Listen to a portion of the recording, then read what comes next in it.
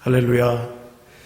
오늘 주님이 부활하신 날 각 가정에서 우리 침대 공동체에 함께 주님께 예배드린 것을 감사합니다. 오늘 특별히 오늘은 어머니 주일입니다. 우리 각 가정에서 어머니를 위해서 많이 축복하시고 기도하는 귀한 주일이 되길 바랍니다. 우리 서로 인사하십시다. 하늘 복 많이 받으세요. 우리 함께 서로 인사하시겠습니다. 하늘 복 많이 받으십시오.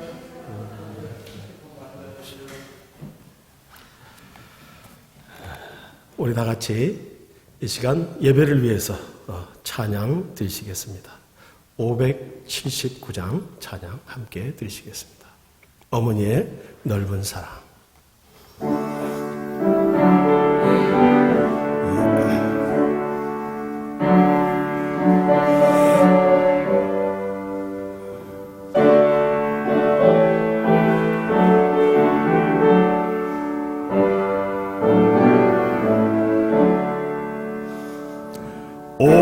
어머니의 넓은 사랑 귀하고도 귀하다.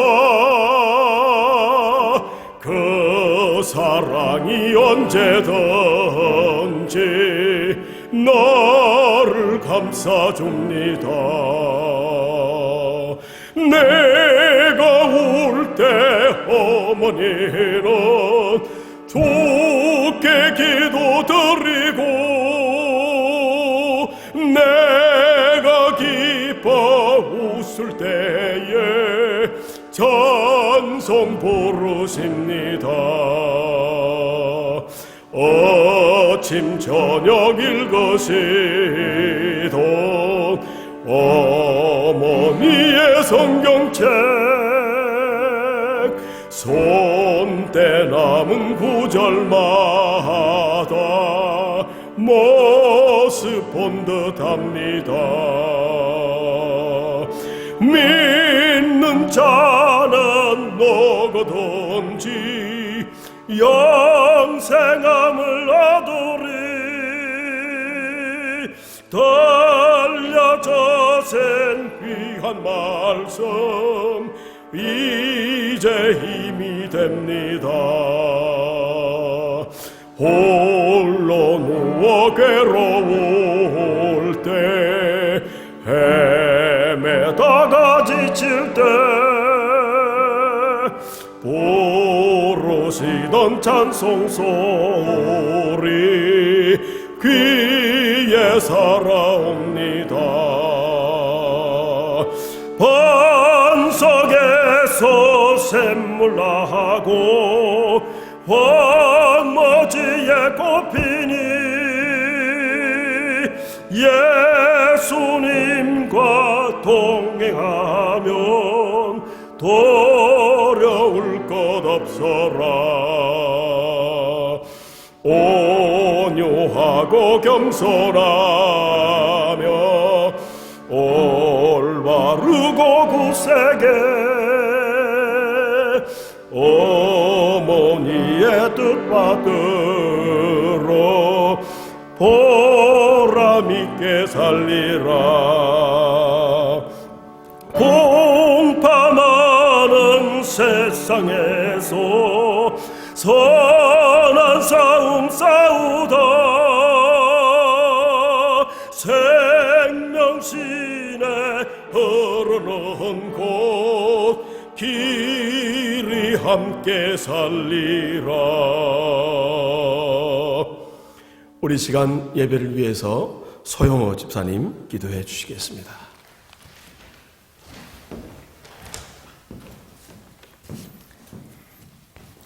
하나님 아버지, 주님 앞에 한 번 더 예배 드리게 하시니 감사합니다. 주님의 임재를 누리길 바랍니다.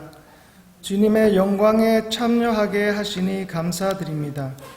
주님, 코로나19 때문에 저에게 경제적인 문제, 건강 문제를 겪고 있습니다. 그래서 더욱 주님을 항상 신뢰하길 바랍니다. 주님이 코로나19를 허락하신 이유는 하나님과 더욱 함께 있기를 기대하시기 때문일 줄 믿습니다. 그러므로 어떤 문제 가운데서도 아버지께 항상 감사하길 바랍니다. 아버지, 이번 주일은 어머니 날입니다. 우리 어머니들을 항상 축복해 주시고 건강하게 해 주시길 바랍니다. 어머니들에게 기쁜 주말을 되길 바랍니다. 주님, 우리 권 목사님과 가정을 건강을 지켜주셔서 감사드립니다. 주님의 영광을 위해 오늘도 말씀을 도와주셔서 저의 미래를 열매가 되길 바랍니다.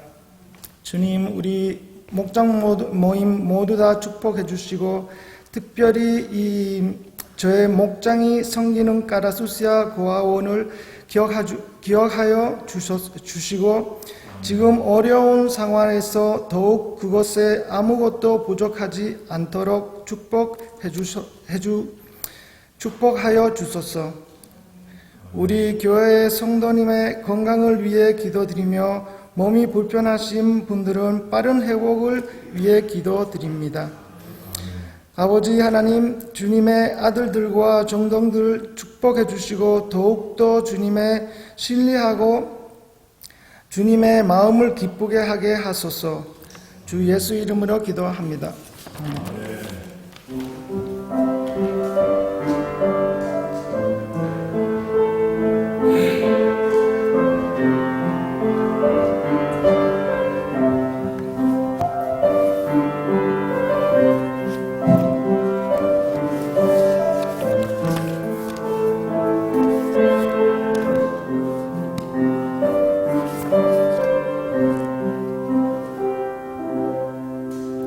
아멘. 할렐루야. 오늘 동영상 설교로 각 가정에서 예배 드리시는 여러분들의 가정 위에 예수 그리스도의 은혜와 평강이 넘치시기를 주님의 이름으로 축복합니다. 아멘. 교회 소식 드리겠습니다. 오늘은 어머니 주일입니다. 교회 어머님들의 많은 기도와 섬김을 정말로 깊이 감사를 드립니다. 오래오래 사시고 또 자손들이 하나님의 축복을 많이 받기를 바랍니다. 두 번째, 금주 목자 공부는 고린도후서 5장 11절부터 21절입니다. 금주 목장 방문은 윤성필 목자님 목장 방문하겠습니다. 지난 월요일 날 학생부 청년부 1일 수양회 있었는데 큰 은혜가 있었습니다. 수고하신 유진아 전사님, 홍다희 전사님과 교우님들께 감사드립니다. 오늘 주일은 고 안희숙 사모님의 추도일입니다. 23주기, 23년 전에 천국 가셨죠. 저는 이게 굉장히 안 잊어버립니다. 왜냐하면은 우리 막내 에스더가 안희숙 사모님 돌아가시고 한 달 뒤에 태어났기 때문에 그래서 이름도 에스더 아니에요. 그래가지고 기억하지 특별히 내가 머리가 좋아서 기억하는 게 아닙니다. 고린도후서 설교하는 동안에 고린도후서 통독을 목장별로 일주일에 한 번 이상씩 계속하면서 함께 은혜를 받아가는 기간이 되면 좋겠습니다. 저는 어제로 27독 했습니다. 앞으로 한 달 계속 더 하면은 아마 한 50독 넘어갈 것 같습니다. 헌금을 위해서 기도하겠습니다. 하나님 아버지, 어머니 주일을 맞이하여 우리 어머님들께 또 교회 어머님들께 감사와 감사를 드립니다. 참 어머니의 사랑과 마음을 모르고 많이 살았습니다. 아버지, 그러나 하나님, 어머님을 저희 가정에 교회에 허락해 주심을 감사드립니다. 어머님들의 그 엄청난 기도와 사랑으로 우리가 이만큼 살고 있음을 깨닫습니다. 어머님들 건강 주시고 남은 생애가 이전보다 더 그리스도 안에서 행복한 삶이 되게 하여 주시고 그 자손들이 하나님의 복을 많이 받는 아버지 귀한 자손들이 되고 빛나는 인물들이 되게 하여 주십시오. 오늘 또 저희가 하나님의 손에서 받은 물질이지만 또 하나님께 감사하는 마음으로 기쁨으로 헌금했습니다. 이 물질이 잃어버린 영혼을 찾도록 찾으며 선교하는 데 귀하게 쓰여지게 하여 주시고 또 어려운 이웃을 돕고 섬기고 사랑하는 데 오병이어로 축복하여 주시옵소서. 코로나로 어려운 때를 지나시는 우리 성도님들 그 아픔과 압박감과 모든 아버지 수고를 기억하여 주시고 아버지 피할 길을 주시고 감당하게 하여 주시고 뜻밖의 하나님의 복을 받는 은총을 베풀어 주시옵소서. 하나님 함께 예배를 드리시는 우리 아르헨티나 교포사회 교회들과 목사님들의 한량없는 은혜를 베푸시고 아르헨티나를 축복하셔서 새로운 국민이 되고 새로운 나라가 되게 축복하여 주시고 아르헨티나를 섬기시는 한인 선교사님들 40여 가정을 축복하여 주시고 감사를 드립니다. 아버지, 오늘도 저희가 하나님의 말씀을 받을 때에 사람의 말로만 받지 아니하고 오직 성령과 능력과 큰 확신으로 전하여 환난 가운데서도 하나님의 기쁨과 담대함을 누리는 아버지 우리가 되도록 축복하여 주시옵소서. 예수님 이름으로 감사하며 기도하옵나이다. 아멘. 아멘. 오늘 은혜 받을 하나님 말씀은 고린도후서 4장입니다. 고린도후서 4장 찾으셨으면 16절부터 5장 1절까지 합독하겠습니다. 하나님의 말씀을 읽는 시간입니다. 다 같이 일어나셔서. 예수님 당시에는 하나님의 말씀 읽으면 다 일어나서 읽었거든요. 그래서 우리도 그렇게 따라가는 겁니다. 고린도후서 4장 16절 시작. 그러므로 우리가 낙심하지 아니하노니 우리의 겉사람은 낡아지나 우리의 속사람은 날로 새로워지는도다. 우리가 잠시 받는 환난에 경한 것이 지극히 크고 영원한 영광에 중한 것을 우리에게 이루게 함이니 우리가 주목하는 것은 보이는 것이 아니고 보이지 않는 것이니 보이는 것은 잠깐이고 보이지 않는 것은 영원함이라. 만일 땅에 있는 우리의 장막집이 무너지면 하나님께서 지으신 집, 그 손으로 지은 것이 아니요 하늘에 있는 영원한 집이 우리에게 있는 줄 아느니라. 아멘. 앉아주시기 바랍니다. 우리 한국의 대표적인 소설가 중에 한 분이 고 최인호 선생님이십니다. 이분이 마지막 쓴 책이 어머니는 죽지 않는다 해서 2004년도에 나온 어머니는 죽지 않는다. 그 책의 내용 가운데 한 부분이 고 최인호 선생님의 어머님의 70회 생일이었습니다. 그래서 70회 생일에 어머님도 건강이 안 좋으시니까 온 친척 가족이 다 모여서 롯데호텔, 서울에 있는 롯데호텔 욕실방에서 어쩌면 마지막 잔치로 생각하고 이렇게 했습니다. 잔치 끝나고 이제 돌아가는 시간인데 어머님이 핸드백에서 비닐봉지를 꺼내셔가지고 그 남은 음식을 담는 거예요. 롯데호텔에서. 그러니까 순간적으로 이 최인호 선생님 마음에 엄마가 또 저렇게 주책을 떨고 창피하게 또 그러는가 이런 생각이 스쳐 지나갔지만 동시에 들어오는 생각이 아 그렇구나. 어머님의 저 주책이 혼자 몸으로 6남매를 이렇게 키워내셨구나. 그런 생각이 들어서 울었다는 그런 얘기가 있거든요. 어머님의 그 주책이 어머님의 사랑이 혼자 몸으로 6남매를 키워냈다는 그 말이 참 감동이 됩니다. 그런 면에서 이 어머님의 사랑과 희생은 그 하나님의 사랑과 희생을 많이 닮았어요. 천국은 어떤 곳일까? 뭐 내가 본 천국도 있고 그런데 천국은 어떤 곳이냐? 여러 가지 말이 있습니다만은 성경적으로 볼 때 천국은 하나님의 사랑이 충만한 곳입니다. 하나님께서 그 아들을 아낌없이 이 세상에 보내주신 것, 그 아낌없는 사랑이죠. 하나님의 사랑은 아까운 게 없어요. 어머님의 사랑은 자식을 위해서 아까운 게 없습니다.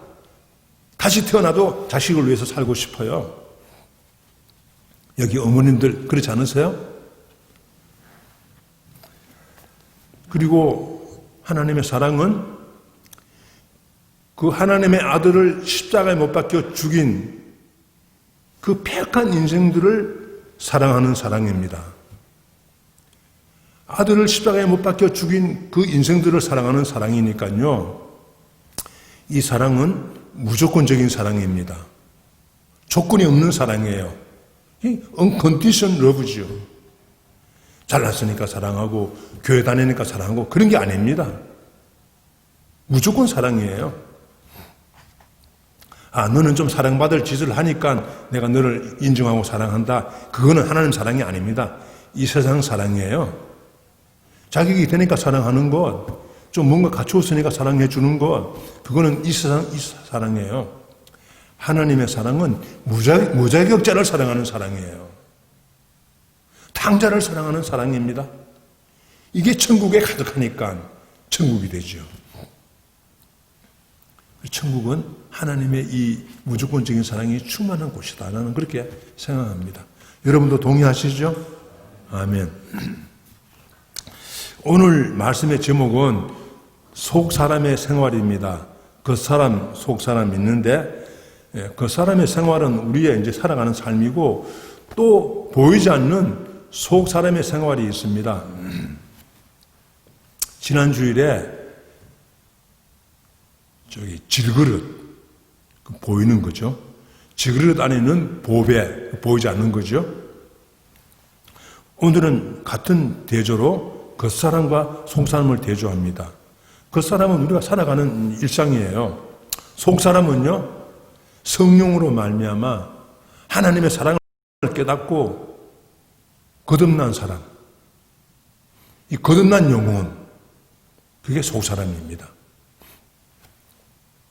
그러니까 새로운 피조물이라고 부르기도 하고 중생했다 그렇게도 하나님의 자녀라고 부르기도 하죠. 그러니까 하나님의 사랑을 성령으로 깨닫고 거듭난 영혼, 그 영혼의 삶, 이걸 속사람의 생활이라고 말합니다. 오늘 본문에는 속사람의 생활에 대해서 두 가지가 나와요. 여러 가지 더 있지만은 줄여서 크게 두 가지입니다. 속사람의 생활, 첫째는요, 하늘 본향을 사모합니다. 하늘 본향을 사모한다. 4장 16절부터 5장 2절까지입니다. 한번 따라 하겠습니다. 하늘 본향. 하늘 본향. 이 땅의 고향도 있고요, 하늘의 고향도 있는 거예요. 예수 믿는 분들은 고향이 두 개야. 이 땅의 고향, 하늘의 고향. 있어요. 예수 믿지 않는 분들은 하늘 고향이 없죠. 지옥이 있죠. 그게 참 두려운 겁니다. 우리 16절 같이 한번 읽어보겠습니다. 16절 시작. 그러므로 우리가 낙심하지 아니하노니 우리의 겉사람은 낡아지나 우리의 속사람은 날로 새로워지는도다. 아멘. 우리 겉사람은 나이 들수록 이렇게 낡아지죠. 눈도 멀어지고 머리도 휘어지고 주름살도 많이 생기죠. 근데 아르헨티나는 괜찮은데 저 한국은 외모 지상주의가 돼가지고 너무 주름살 없애기, 너무 성형 수술을 많이 해요. 그 사람 가꾸는 거죠. 그 사람 다듬는 거죠. 질그릇을 이쁘게 만드는 거죠. 속 사람에 대해서는 관심이 없어요. 보이지 않는 거니까. 이 속 사람을 가꿔야 되는데. 속 사람은 날로 새롭다. 이 사도 바울 선교팀의 간증인데요. 속 사람을 가꾸는 게 뭡니까? 그게 무슨 뜻이에요? 속 사람을 가꾸는 것이? 그게 17절입니다. 17절. 예수님을 닮아가는 거죠. 한번 같이 한번 읽어보겠습니다. 시작. 우리가 잠시 받는 환난에 경한 것이 지극히 크고 영원한 영광에 중한 것을 우리에게 이루게 함이니, 우리가 잠시 받는 환난의 가벼운 것, 이 땅에 우리가 받는 풍파많은 세상은 하나님 볼 때 잠시 받는 환난이고 가벼운 겁니다. 바울은 그렇게 봤어요. 그리고 지극히 크고 영원한 영광에 무거운 것. 지극히 크고 영원한 영광이 무엇입니까? 이게 우리 몸에 이루어진다는데요. 지극히 크고 영원한 영광은 4장 6절에 보면은 예수님의 얼굴에 있는 하나님의 영광입니다. 예수님의 영광이에요. 예수님의 영광. 읽어봅시다. 4장 6절. 어두운 데에 빛이 비치라 말씀하셨던 그 하나님께서 예수 그리스도의 얼굴에 있는 하나님의 영광을 아는 빛을 우리 마음에 비추게 하셨느니라. 그러니까 지극히 크고 영원한 영광은 바로 예수님인 걸 알 수 있어요. 예수님은 하나님의 형상입니다. 예수님의 얼굴의 빛이 하나님의 빛이에요. 하나님의 광채입니다. 부활하신 주님의 모습이죠. 본래 모습. 이 땅에는 목수의 얼굴이었지만은 부활하신 다음에는 영원한 영광의 광채입니다. 그러니까 이것이 우리에게 이루어진다는 말은 예수님을 닮아가는 걸 말하죠. 그리스도를 본받아가는 거예요. 이게 속 사람을 가꾸는 거고 속 사람의 생활입니다. 이게 그리스도인들의 생활이죠. 예수님을 닮아가는 것. 이게 환난을 거치는 중요한 목적입니다. 왜 그리스도인들에게도 고난이 있나? 이 고난의 학조는요, 그리스도를 본받아가는 그리스도의 인내, 그리스도의 겸손, 그리스도의 희생, 그리스도의 섬김을 점점 닮아가는 그 과정이 바로 고난이고 환난이죠. 그런데 천국은 어떤 곳인가? 참 천국에 대해서 궁금하지요. 가보지 않았으니까. 근데 사도 바울은 천국에 갔다 왔거든요. 12장 가보면 셋째 하늘에 갔다 왔습니다. 그러나 조금만, 다 말하면 기절하니까 조금만, 맛배기로 조금만 보여준 거예요. 그게 오늘 5장 1절에 천국은 이런 곳이야 하고 살짝 보여줍니다. 5장 1절 다 같이요. 만일 땅에 있는 우리의 장막집이 무너지면 하나님께서 지으신 집, 곧 손으로 지은 것이 아니요 하늘에 있는 영원한 집이 우리에게 있는 줄 아느니라. 그 4장 18절 내가 까먹었네요. 4장 18절. 우리가 주목하는 것은 보이는 것이 아니요. 천국은 보이는 게 아닙니다. 보이지 않는 것이니 보이는 것은 잠깐이고 보이지 않는 것은 영원하다. 보이는 세상은 잠깐이에요. 보이지 않는 천국은 영원하지요. 이 땅의 고난 잠깐이에요. 이 땅의 성공 잠깐이에요. 이 땅의 기쁨 잠깐이고 이 땅의 아픔 잠깐입니다. 아이고 아파라, 마음이 아파라 그랬지만 잠깐이에요. 영원한 기쁨이 있습니다. 천국에 영원한 기쁨이 있다는 거죠. 그러면서 이제 5장 1절에 계속 설명하기를 만일 땅에 있는 우리의 장막집이 무너지면 하나님께서 지으신 집, 그 손으로 지은 것이 아니고 하늘에 있는 영원한 집이 우리에게 있는 줄 확신한다. 그렇게 말했죠. 땅에 있는 장막집이 무엇입니까? 우리 몸이 장막집이에요. 나이가 많으면 자꾸 무너지죠. 일어나기도 힘들고 뭐 조금 일하면은 막 그렇게 땀이 나고 그렇죠. 이 땅에 있는 장막집, 이 텐트입니다. 이 텐트는 여기 본래 뜻은 군용 텐트를 말해요. 군용 텐트. 군인들이 전쟁할 때 멀리 고향을 떠나가지고 먼 지역에 가서 전투 벌이죠.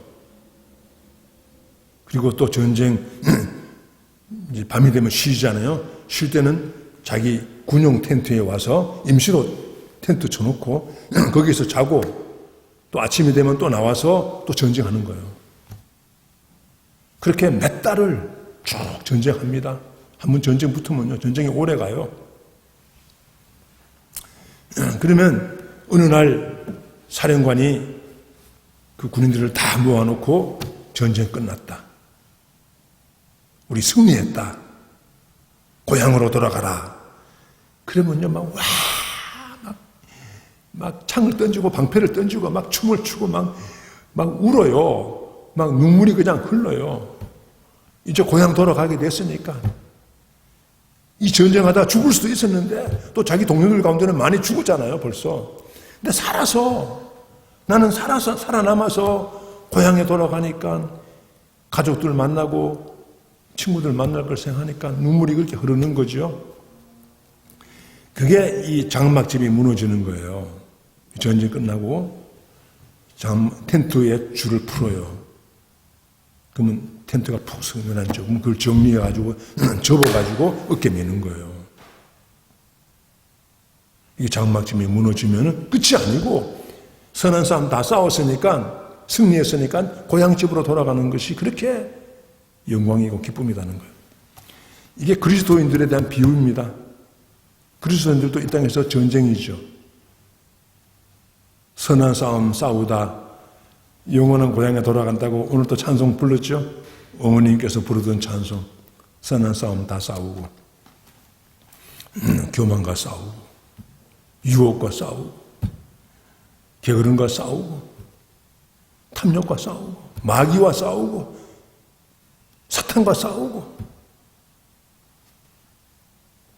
욕심과 싸우고 온갖 싸움, 이게 영적인 전쟁이고 영적 싸움이죠. 선한 싸움.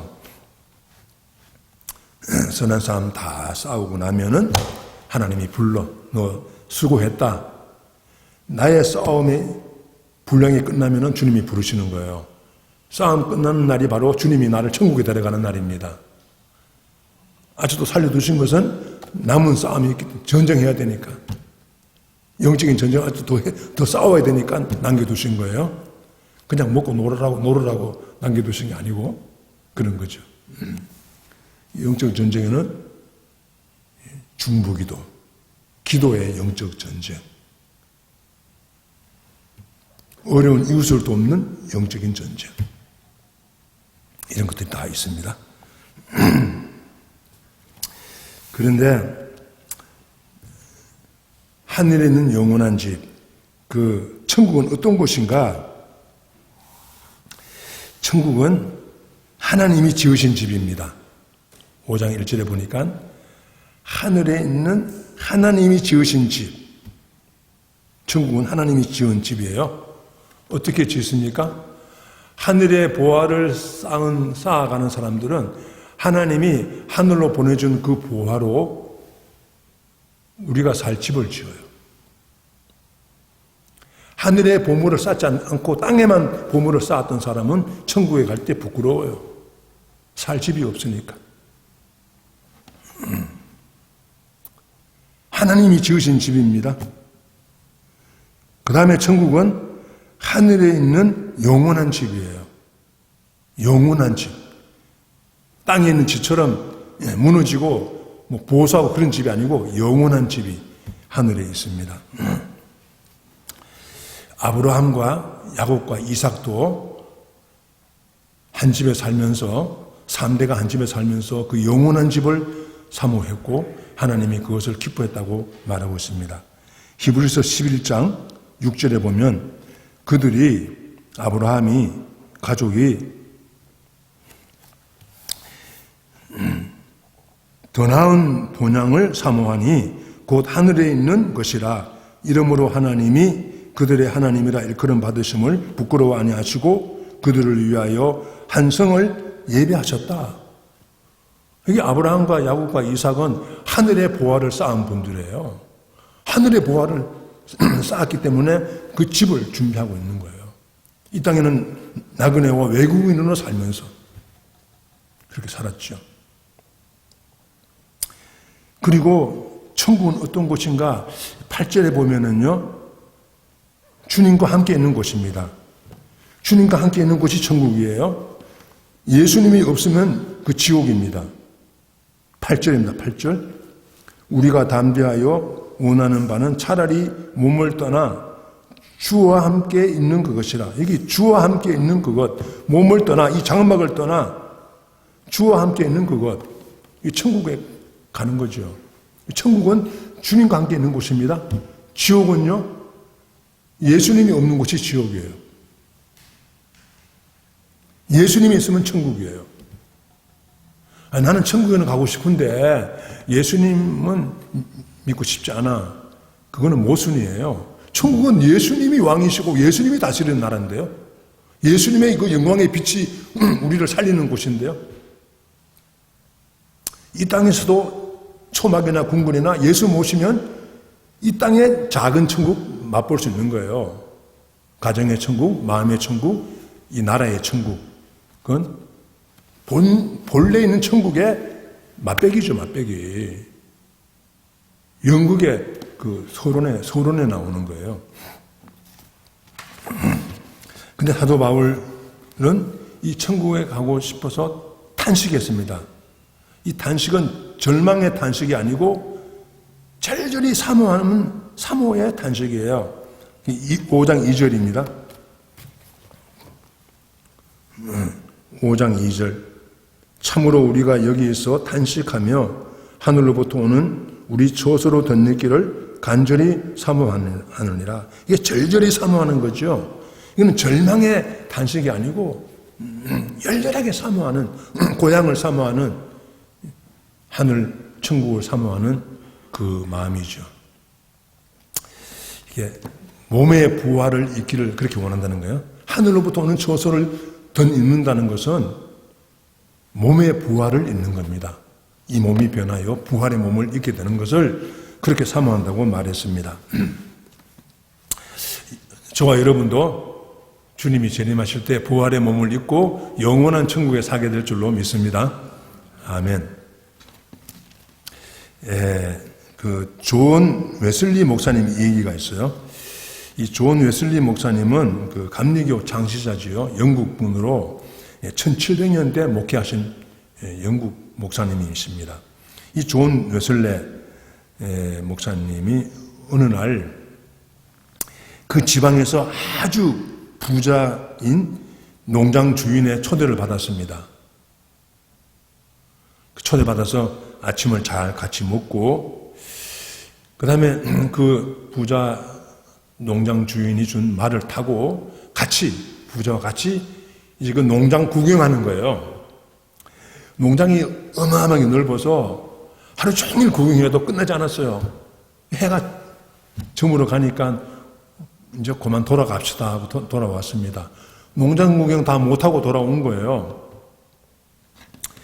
집에 돌아와서 저녁을 먹으면서 농장 주인이 물었어요. 웨슬레 목사님한테 오늘 농장 말 타고 농장 구경한 소감이 무엇입니까? 물었어요. 그때 웨슬레 목사님이 잠깐 침묵했습니다. 그러더니 한마디 하셨어요.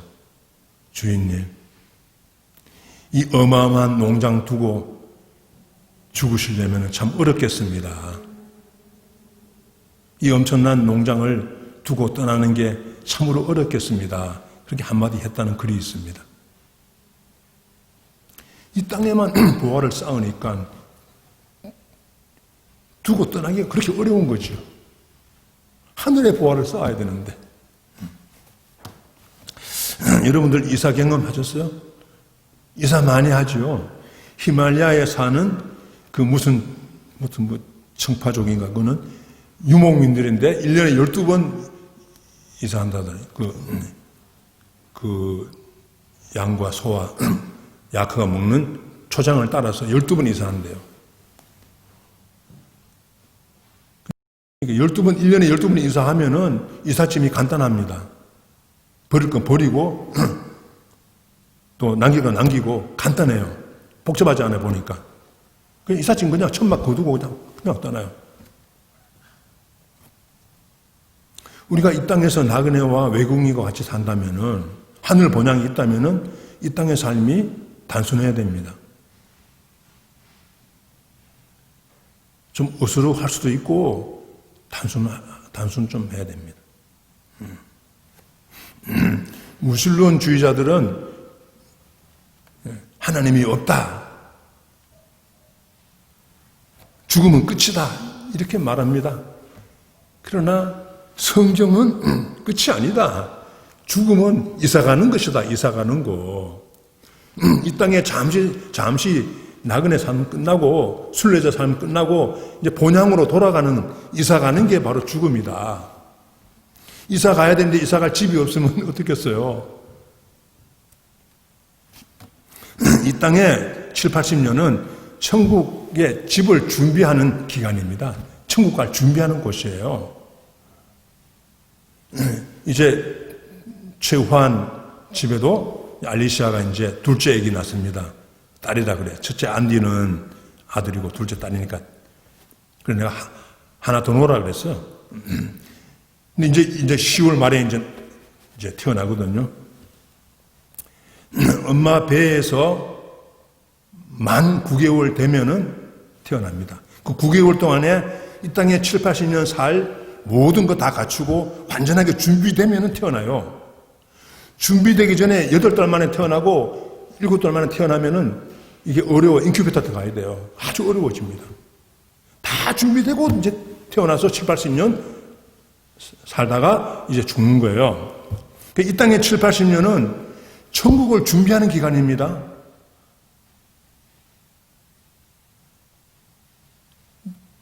돌아갈 본향을 준비하는 것이 7, 80년이에요. 다른 거 할 일도 많고 하고 싶은 것도 많지만은 목표는 그거예요. 돌아갈 본향을 준비하는 기간입니다. 그래서 저와 여러분은 이사갈 준비를 늘 하고 살아가는 거예요. 이 땅에 깊이 묻히면 안 돼요. 성실하게 정직하게 최선을 다해 살지만은 마음은 하늘 본향에 있어야 되는 거예요. 속 사람의 생활 특징 하늘 본향을 사모한다. 첫째였고요. 두 번째로 속 사람의 생활 특징은 주님을 기쁘시게 하는 삶을 삽니다. 9절 10절이죠. 9절 10절. 주님을 기쁘시게 하는 삶. 한번 따라하겠습니다. 주님을 기쁘시게. 하나님을 기쁘시게. 예수님을 기쁘시게. 성령님을 기쁘시게. 저는 요즘 성령님을 기쁘시게. 성령님을 기쁘시게. 눈 뜨면서 성령님을 기쁘시게. 성령이 오늘 하루도 성령의 인도함 받고 성령으로 밥 먹고 성령으로 일하고 성령으로 기도하고 성령으로 공부한다. 그건 늘 기도합니다. 잘 때도 그렇게 잠도 성령으로 잠자고 성령님을 기쁘시게 하는 삶, 주님을 기쁘시게 하는 삶은 바로 하늘 본향을 사모하는 삶이죠.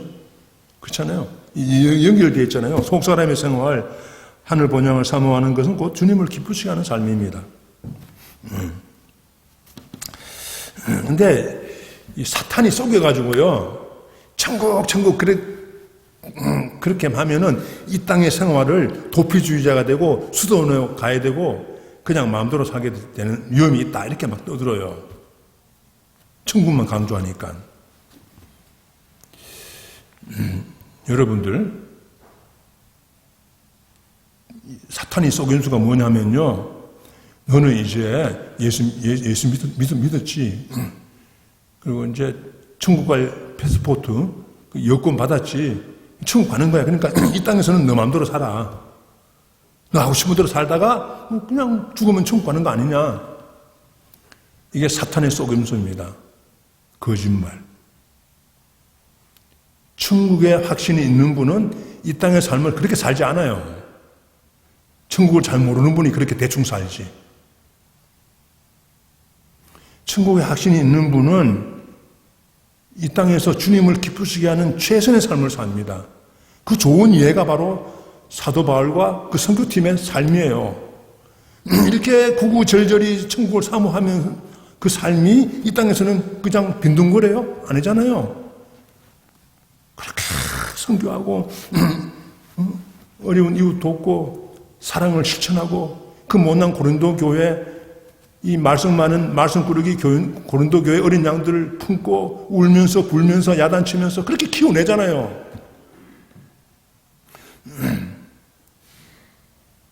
남남인데 고린도 교회 바울하고 무슨 상관이 있어요? 남남인데. 그런 하늘 본향에 가는 사람들은 이 땅에 있는 영혼들을 그렇게 아끼고 사랑하는 거예요. 키우는 거예요. 그렇죠? 절대로 천국 사모하는 것이 도피주의가 아닙니다.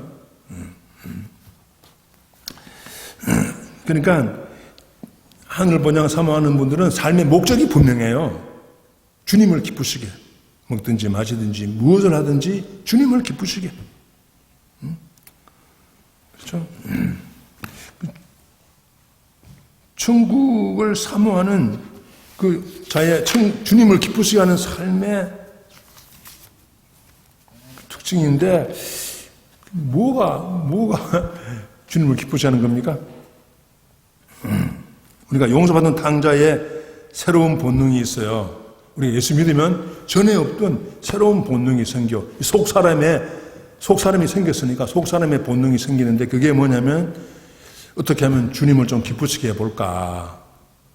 이렇게도 해보고 저렇게도 해보고 주님을 기쁘시게 하려고 교회 봉사도 하고 이웃도 도와주고 착한 일도 하고 여러 가지 합니다. 주님을 기쁘시게 하는 마음 때문에. 그게 속 사람의 생활이에요. 근데 정말로 주님을 기쁘시게 하는 게 무언가가 분명히 나타난 거는 그게요. 9절이에요. 9절. 그리고 누가복음 15장인데요. 자, 9절 한번 읽어보겠습니다. 고린도후서 5장 9절 시작. 그런즉 우리는 몸으로 있든지 떠나든지 주를 기쁘시게 하는 자가 되기를 힘쓰노라. 몸으로 있든지 살든지 떠나든지 죽든지 살아도 주님을 기쁘시게 하는 삶을 살고 죽어도 주님을 기쁘시게 하는 삶을 산다는 거죠. 사나 주나 주님 기쁘시게 그렇게 하려고 힘쓰다고 말합니다. 그러면 주님을 기쁘시게 하는 구체적인 예가 뭡니까? 하나님의 소원이 무엇입니까? 예수님이 이것을 누가복음 15장에서 비유를 들어서 3번이나 분명하게 확증적으로 말했어요. 3번이나. 주님이 기뻐하시는 것, 하나님의 소원이 무엇인지를. 뭐 대충 짐작이 아닙니다. 거기 보면은 비유가 3가지 나오죠. 잃어버린 양의 비유. 잃어버린 양을 찾은 목자의 기쁨, 잔치, 기쁨. 드라크마 잃어버린 여인이 드라크마를 찾도록 찾아가지고 잔치 벌리고 기뻐하죠. 둘째 아들을 잃어버렸던 아버지가 돌아온 둘째 아들을 맞아서 이 아들은 잃었다가 찾았고 죽었다가 다시 살아났다고 말했거든요. 잔치 벌렸습니다. 아버지가 기뻐서 춤을 추죠. 여기 아버지는 누굽니까? 비유인데 하나님 아버지예요. 예수님이 말씀하신 거예요. 하나님의 형상이신 예수님이, 하나님의 마음이신 예수님이 하나님의 심정을 분명히 말했어요. 엄마의 소원은 자나깨나 자식 잘 되는 거 아닙니까? 하늘의 아버지 소원 자나깨나 원하는 게 있어요. 죽은 아들 살리는 거예요. 잃어버린 아들 찾아오는 거예요. 이걸 예수님이 비유로 말씀하셨습니다. 더 이상 변명하거나 다른 거 말할 필요 없어요. 그러니까 잃어버린 영혼을 사랑하고 찾고 키우는 거. 이게 이 땅에 7, 80년 동안 우리가 살아가면서 예배드리고 기도하고 구제하고 여러 가지 착한 일 하고 이웃 돕고 세금 내고 하는 모든 일의 목적입니다. 영혼 구원이요. 천국에는 이 땅에 거 필요 없어요. 천국에는 다 있어. 이 땅에 건 싸구려야 천국이 진짜야. 그러니까 가져갈 필요 없습니다. 이사 갈 때 가져갈 필요 없어요. 그 최고의 끝이 다 있는데 왜 쓰레기를 가져가요? 이 땅에 것은 다 쓰레기거든요. 천국에 비하면은 먼지예요. 영국의 평신도 신학자인 C.S. 루이스가 그렇게 말했잖아요. 하나님이 창조한 이 거대한 우주도 천국에 비하면은 먼지와 같다. 이렇게 말했어요. 천국을 아는 분들이 이 얘기죠. 천국이 안 보이니까 이 땅이 그렇게 크고 부럽고 굉장한 거죠. 천국이 영광을 아는 만큼 이 땅은 작아져요. 시시해져요. 그런데 영혼 구원이 제가 설교 때마다 말하잖아요. 교회 존재의 목적이 영혼 구원이다. 예수님의 유언 마태복음 28장 19절 20절 예수님의 유언이 영혼 구원입니다. 너희는 가서 간다는 말은 영혼 구원하러 가는 거예요. 가서 모든 민족으로 제자를 삼아라. 영혼을 구원하려면요. 많은 기도, 사랑, 도와주고 아껴주고 그 다친 마음이 여리고성스러운 다친 마음이 열리기 위해서 많이 밥 사주고 사랑해주고 도와주고 친절을 베풀지 않으면 여리고성 같은 그 마음이 열리지 않습니다. 영혼구원 전도하는 게 그냥 말로만 한두만 하는 게 아니에요.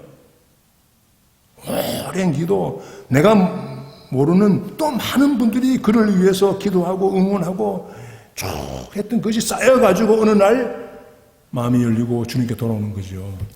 그냥 내가 전도했다고 바로 돌아오는 사람은 내가 한 게 아니에요. 그 뒤에 이미 오랜 세월 동안 수많은 사람들이 기도하고 사랑하고 축복했기 때문에 나는 그냥 열매만 거두는 거지. 수고 안 하고. 수고했지 물론. 어느 한 사람의 독점에서 구원받는 게 아닙니다, 여러분들. 목사님이 예수 영접해서 구원시키는 게 아니에요. 정말로 많은 분들이 사랑의 봉사를 거쳐서 그분 마음이 따뜻해지고 기독교에 대한 편견과 오해가 풀어져가지고 돌아오는 거거든요. 나는 그냥 예수 영접만은 그냥 그것만 한 부분 하는 거예요. 한 영혼에 구원받는데 나도 한 부분만 섬긴 거지 내가 다 하는 게 아니에요. 목사가 다 하는 게 아니야. 많은 분들의 수고와 사랑과 기도와 그 속에 나도 한 부분 들어가는 거죠. 아멘. 그 천국에 가서 보물을 쌓은 분들은 영혼을 위해서 사랑하고 수고하고 섬기는 분들이에요. 이 사랑의 수고. 그리고 전도는요, 혼자 하는 게 아닙니다. 팀으로 하는 거예요. 나도 그 한 부분을 섬기는 거예요. 지난 1월 달에 그 2세 청장년 수양회 때 최 디에고가 왔어요. 디에고 아세요? 이 애니, 부인은 애니 부부가 왔는데 이 디에고는 굉장히 그 기독교를 비판하고 교회를 비난하고 욕하는 사람이었어요. 주위에서 전도하면 너나 믿어라. 개떡이다. 이랬어요. 그런데 지난 1월 달 그 여름 수양회 때 주위 사람들이 막 떠밀고 1시간만 참석해라. 1시간만. 안 가려고 그러다가 1시간만 가라고 주위에서 떠미니까 그냥 늦게 참석했어요. 그러다가 태양보다 밝은 주님의 얼굴에 나타난 그 복음의 빛이 그 마음을 뚫고 들어갔어요. 그 말씀의 빛이, 예수님의 그 사랑의 빛이, 십자가의 사랑의 빛이 마음을 뚫고 들어갔어요. 그 뒤집어졌어요. 주위에서 다 놀랐습니다. 이 사람이 원래 어떤 사람인데 이렇게 수양에 가서 뒤집어져 왔나? 그리고 지난 9개월 동안 예수님의 십자가만 생각하면 눈물이 나온대.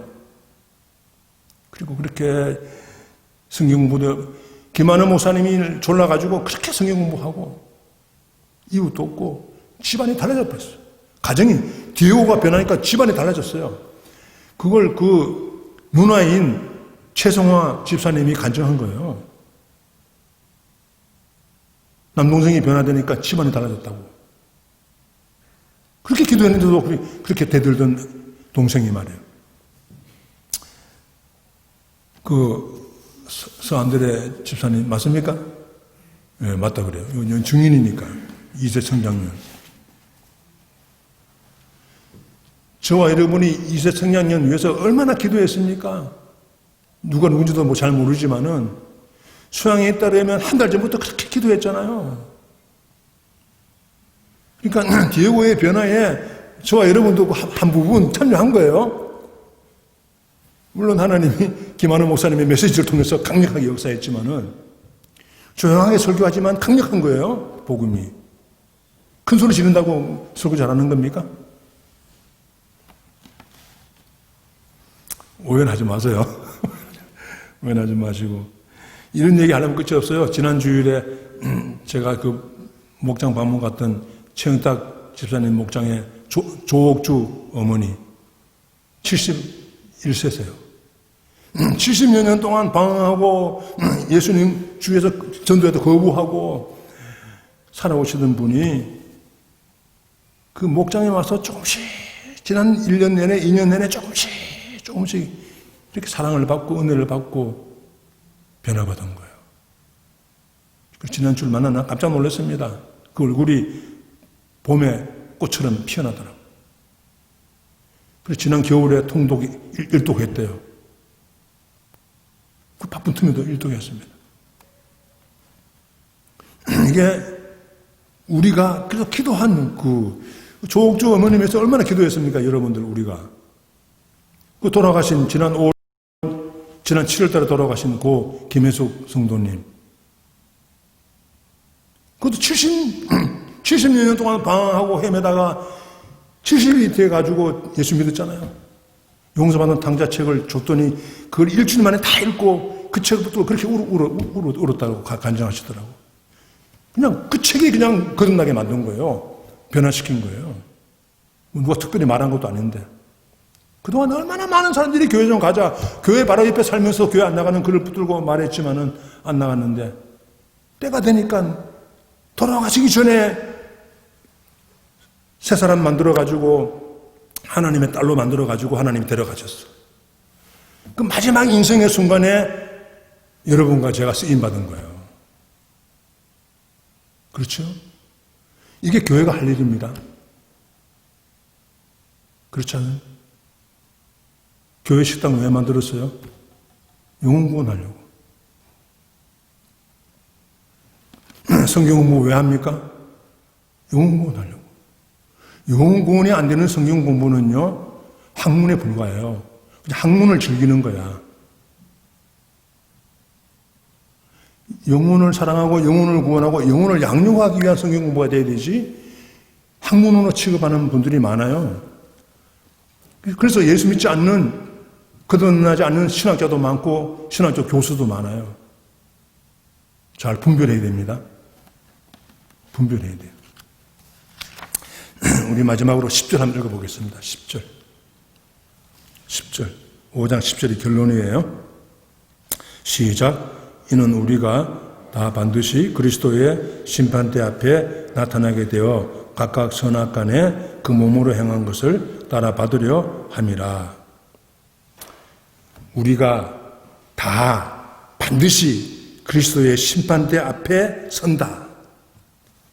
한 사람도 예외 없습니다. 여기 우리가는 누굽니까? 예수 믿지 않은 사람들입니까? 비그리스도인들입니까? 아니에요. 사도 바울과 고린도 교회와 우리들이에요.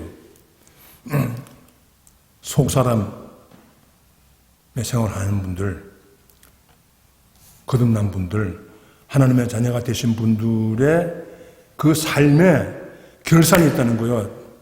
주님의 그리스도의 심판대 앞에 섭니다. 어떻게 살았느냐? 가정에서 어떻게 살았느냐? 일터에서 어떻게 장사했느냐? 교회에서 어떻게 봉사했느냐? 다 이거는 이제 결산하는 겁니다.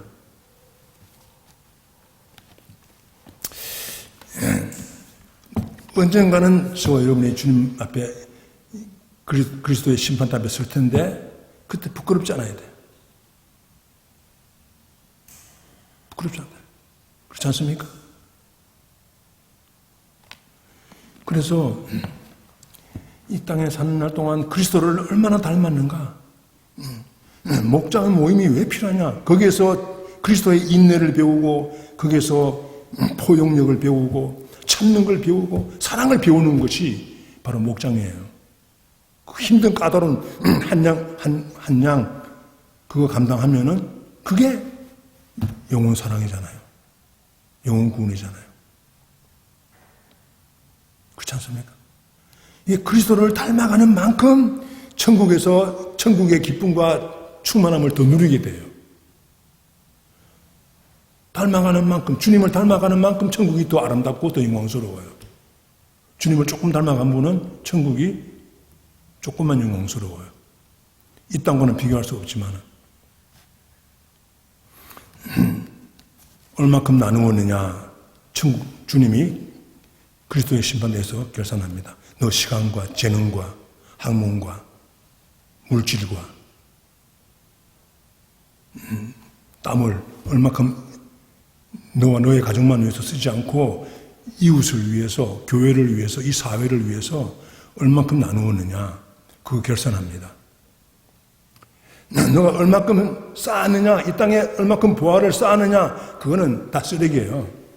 하늘에 쌓았느냐, 하늘에 쌓았느냐, 이 땅에 나누면 하늘의 보화를 쌓는 겁니다.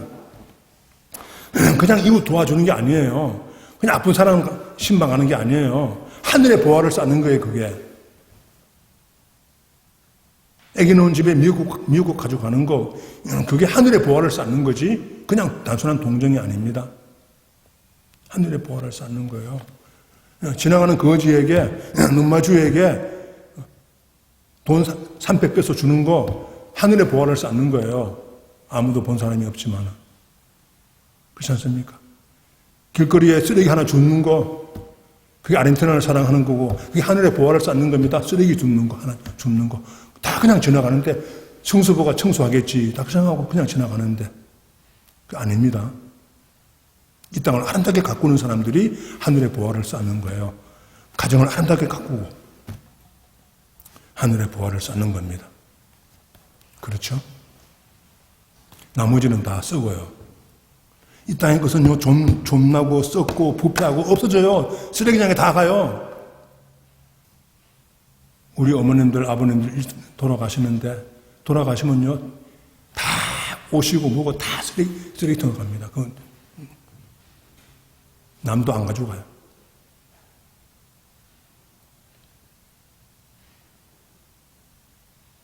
그러니까 하늘의 보화를 사는 사람이 되어야 되는구나. 이게 하늘 본향을 사모하는 분이구나. 나는 천국을 사모하고 좋아한다면서 이 땅에만 보화를 쌓는 사람이라면 그건 모순이죠. 그건 거짓말하는 거죠. 행위가 없는데 그 믿음이 가짜 아닙니까? 쏟고 믿는 게 아닙니까? 행위가 없는데 어떻게 그걸 믿음이라고 말할 수 있겠습니까? 그래서 이 땅의 성공은 1000명이 먹을 것을 한 사람이 먹으면 성공했다 그러고 출세했다 그래요. 이 땅에 보화를 쌓는 거니까. 그러나 하나님 나라의 성공은 혼자 먹을 걸 1000명에게 나누어 먹이는 것. 오병이요. 혼자 먹을 걸 1000명에게 나누어 먹이는 게 그게 하늘나라의 성공, 하늘의 보화를 쌓는 거예요. 이게 하나님이 기뻐하시는 거예요. 하나님 마음이 얼마나 시원하시겠습니까? 저와 여러분은 이 땅에 사는 날 동안 주님을 기쁘시게, 하나님 마음을 시원케, 그리스도를 더 닮아가고, 코로나19 환란이 나를 그리스도를 닮아가게 하는 좋은 광야 학교입니다. 이게 언제 끝나나 그것도 중요하지만은 잘 훈련받아야 됩니다. 코로나19 광야 학교에서 잘 훈련받아야 돼요. 이게 그냥 낭비하면 안 됩니다. 그리고 나눔.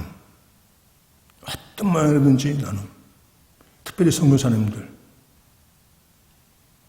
우리가 볼 때 시시하지만은 하늘의 보화입니다. 선교사님들을 살펴야 되고, 목장에서 섬기시는 까라수시아 고아원부터 시작해서 디자 트렌타이 우노부터 해서 이게요, 두란노 신학교 다 이거 좀 챙겨야 됩니다. 누가 돕겠지? 누가 도와요? 내가 안 돕는데 누가 도와요? 내가 안 나누는데 누가 나누어요? 저는 회개 많이 합니다. 우리 교회 하다가 이 총회라든지 연합회라든지 이 선교지에 참 인색했어요. 그냥 생선만 냈지, 체면치레로 그냥 도왔지, 정말로 뚝 떼어서 나누지 않았어요. 우리 교회. 요즘 회개 많이 합니다. 땅에 보화를 쌓는 거죠. 우리 교회. 떼어서 선교지와 이웃을 위해서 써야 되는 거예요. 아멘. 그러면은 그 마음에 하나님이 주시는, 성령이 주시는 큰 기쁨과 담대함과 확신, 그거 옵니다. 그러한 은혜를 누리는, 천국을 미리 앞당겨서 이 땅에서 누리는 저와 여러분이 되기를 주님의 이름으로 축복합니다. 아멘. 기도하겠습니다. 우리 기도하실 때에 하나님 아버지, 눈이 멀어가지고 땅의 것만 붙들고 아웅다웅했습니다. 용서하여 주십시오. 우리의 눈을 열어 영원한 하늘 본향을 보게 하시고 천국을 보게 하시고, 그래서 천국의 보물을 쌓는 남은 생애가 되도록 우리를 축복하여 주십시오. 함께 기도하시겠습니다. 주여 한번 부르시고 함께 기도하겠습니다. 주여.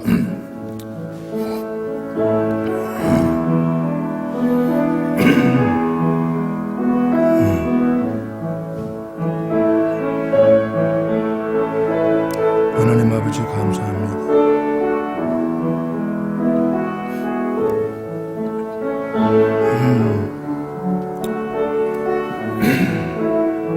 하나님 아버지 감사합니다.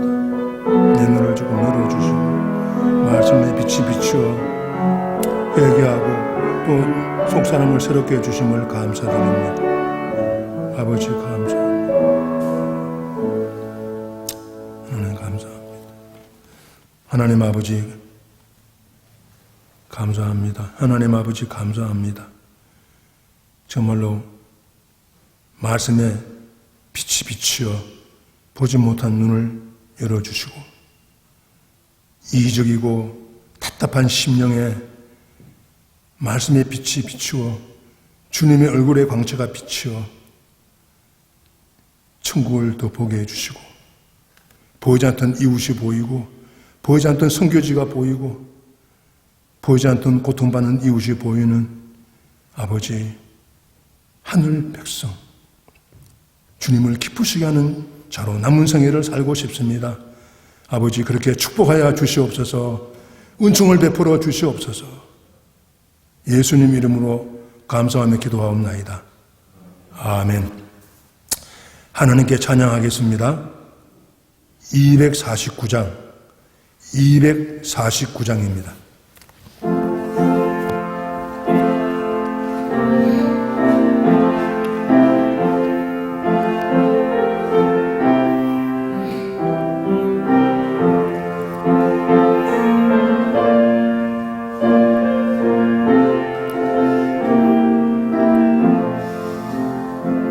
주 사랑하는 자다 찬송할 때에 그 보좌 앞에 둘러서 그 보좌 앞에 둘러서 영광 돌리세 영광 돌리세 저 밝고 도묘한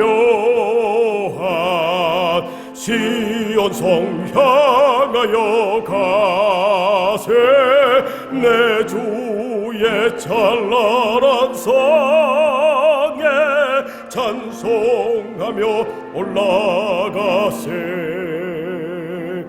주 믿지 않는 자 다 찬송 못하라 하나님의 된 자들 하나님 자녀 된 자들 그 기쁨 전하세 그 기쁨 전하세 저 밝고도 묘한 시온성 향하여 가세 내 조의 찬란한 성에 찬송하며 올라가세 저 하늘 황금길 나 올라갈 때에 시온성 언덕 위에서 시온성 언덕 위에서 수많은 천사들 날 인도하리라 저 밝고도 묘한 시온성 향하여 가세 내 조의 찬란한 성에 찬송하며 올라가세 내 눈물 다 씻고 널 찬송 버르리 저 임마누엘 주 앞에 저 임마누엘 주 앞에 나 영광 누리리 나 영광 누리리 저 밝고도 묘한 시온성 향하여 가세 내 조의 찬란한 성에 찬송하며 올라가세. 지금도 우리 주 예수 그리스도의 크신 은혜와 하나님 아버지의 그 아끼지 않는 사랑과 성령님의 친밀한 사귐이 오늘 하나님 말씀을 받으며 영원한 본향을 사모하는 거룩한 나그네로 살아가기로 다시 한번 헌신하시는 모든 교우님들 위해 그리고 이 온 땅 위에 영원히 함께하옵시기를 주님의 이름으로 간절히 축원하옵나이다. 아멘. 아멘.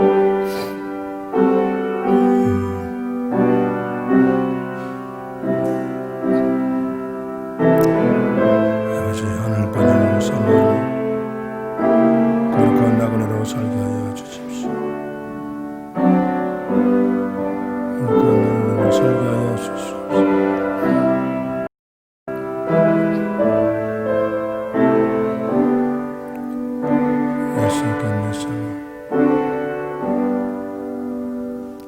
하나님 아버지 감사합니다. 하나님 아버지 감사합니다. Praise the Lord Jesus first. 감사합니다. 남은 한 주간도 행복하게 사시기를 바랍니다. 하나님께 감사의 박수 드리겠습니다.